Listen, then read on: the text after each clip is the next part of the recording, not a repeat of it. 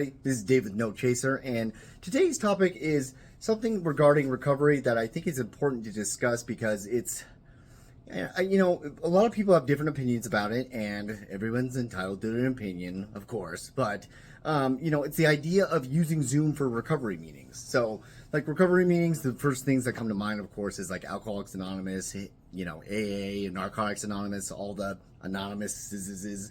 But, there's other meetings out there like Smart Recovery, Refuge, Dharma Recovery, there's faith-based ones, stuff like that. But the thing is that, like, when COVID happened, you guys remember COVID? When that occurred, it changed the landscape for a lot of things. Like, a lot of people now, like, even after COVID has, like, waned a little bit, that there's doing, like, telehealth and stuff like that, like, through therapy and counseling and stuff like that. But, the one big thing is that, like, meetings...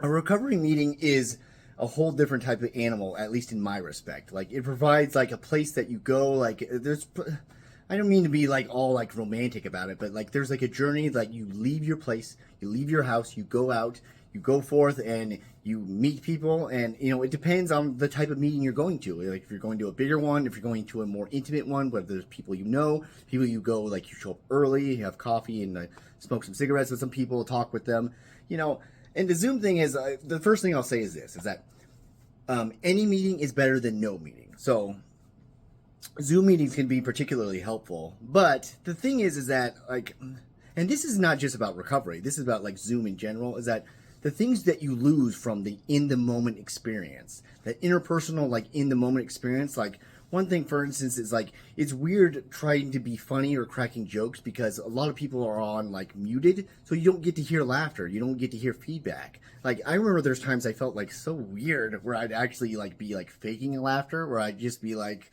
someone would make a joke and I'd just be, like, I would do that, like, in person, like just as I did right now, not making a sound, because I didn't really laugh out loud, but I wanted to show the person that what they said was funny. I was trying to be nice, but it just felt so weird and alienating. And the thing that I always touch upon when it comes to this is that when it comes to, like, any sort of recovery meeting, and when it comes to Zoom, like, it's the idea of the unreality of it. And what I mean by unreality is the fact that there's this separation and the weird idea that at any moment, this is one thing you won't find in a meeting, is that if someone, like, knocks over the Wi-Fi router, everybody in the meeting is not going to disappear immediately. Like Invasion of the Body Snatcher style, like, just, like, poof, gone. But that can happen in a Zoom meeting. There's also the things where, like, it's so hard to think about somebody giving, like, a heartfelt, like, telling their story or their struggle that they're going through, and then they start cutting out. Like, like, that just, it really kind of dampens the mood, and it's hard to, like, really be engaged with the person. And those moments that, like, those, like, really, like, pinnacle moments of human connection is what, like, the real, like, meat and potatoes of meetings are. Like, the importance of them are just for that, like, very moment of, like, really connecting with the person, finding the catharsis through, like, sharing this shared experience. And when you start, like, shaving away the layers of the benefits that come with that, like, it's difficult. But, like, there's another thing I thought of too, is that, like, people would be like, I would look up my local meetings in my area, but with, like, Zoom, it's almost kind of like, well, how much does it really matter? Because it's like, what does it matter what, like, the background is? Because, it's just like a Zoom meeting the person could be in a room in anywhere. They could be in Jerusalem, they could be in Antarctica, they could be in Australia or whatever. Like, you wouldn't know because they're just in a room looking at you, talking to you. Now, hopefully the content of what they're saying is important, but it's just, there's so many layers of that. There's this disconnection, the feeling of this disreality. Like, the idea that you have to listen to people sometimes, and even times in meetings where it gets, like, really annoying, or you may not be, like, really jiving with, like, the whole mood of the meeting. There's something good about the ability to not just be able to go like this and just, like, close the laptop, shut the phone down, like, just to close people off, to, like, bear with it, because sometimes you may find something that will resonate with you later. Sometimes you may have something that will, like, gravitate towards you. You can, and this is a big key thing, talking to a person after the meeting regarding that. Like, that's a huge part. And obviously you're not really going to be able to do that with Zoom. I guess you can, like, type in, like, the message thing, And then there's been so many disasters where people that they thought they were doing private messages that go to the public feed. But I always thought about this scenario because I'm a big, like, really big weirdo. Or I thought about like the scenario where, you could be like, some people are like the distractions also. Like, everybody loves animals and stuff, but like there's could be like dogs in the background, or people are like driving and like they're going to a meeting when they're in the car. But you could have a person that could be delivering the message that you need to hear, a message that could change your life. And there could be some guy like 40 miles away who just ran into like a generator or something. He was drinking and driving, let's just say, and he ran into it. So the internet's down, so it just cuts out, and then that's gone forever. That person just cuts out. Like, the ability for people to just cut out in that moment when you're really trying to, like, because this is not like a business meeting or something. When you're talking about recovery meetings, you're talking about like deeply interpersonal things where you'll have people that are maybe just joking around, or trying to be like sociable. You'll have people that are like spilling their guts out. They could be on day one, and it's just like so hard to really try to grasp like the idea of this like distance when you need that human connection, because that's like one of the biggest things about meetings that people find, that they gravitate towards. So like they find a sanctuary in that.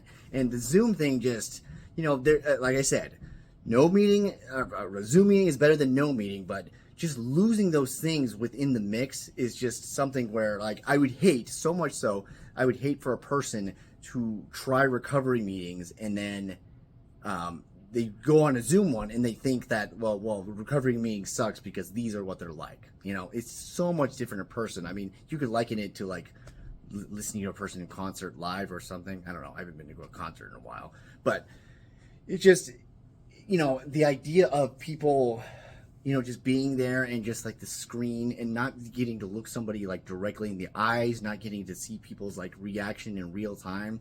There could be things lost in translation. It's just that human connection, like getting out of yourself. And like I said, what I started about, like the journey, like just starting the trip, getting your car keys or going out or walking out of your apartment or your house or going down the street, whatever you do to go to that meeting, taking that like little journey and that time to yourself, or picking people up, or just that all factors into it. Like every part of it is a part of like the helpful process of like when you go forth and be in a community or be with people, or you even do something, just you getting in your car and driving and going to a meeting of some sort is you doing something for yourself, saying, I am worth it because I am doing something, I'm taking action to better myself because I care about myself. Maybe. I don't know. The thing is that Zoom could be so beneficial too. And, if you had people that were like, you got used to a group dynamic and then you started like a Zoom meeting, that could be one thing. It could be sincerely helpful because, the more the merrier. You could keep in touch with people a lot more like easily. But just that without that, when you're talking about, again, this is not talking about like business meetings or just catching up with the family or something. You're talking about sometimes when you're meeting with strangers, sometimes when you're going over to like heavy subject matter that in like deep human connection, you're not going to find that on Zoom. So I'm not like trashing Zoom. I don't even really know what I'm doing, to be honest with you. I don't know what I'm doing with my life, but I'm just saying that, if you had your exposure to recovery meetings through Zoom, do not think that like that's what recovery meetings are. And I will say one thing though, is that I'm just glad that if you live in some small town or some area where you don't have the chance or your schedule doesn't like abide by being able to go to meetings, then it's great that Zoom's there. But the real person connection is really the key that I believe in. And other than that, like, I guess, good Zooms here, but also make sure your camera's off when you're doing something weird and gross. That's it. But, anyways, I've talked with some people in the comments before about the membership tiers. There should be some like button thing down here where it's like a join. It should be right next to the notification bell where you can join. And I have like 3 tiers where basically it sets up this way, where basically you have one where you can like support me. I'll pump out more videos. I'll give you a shout out. I will, I'll give you my personal like correspondence where you can talk with me.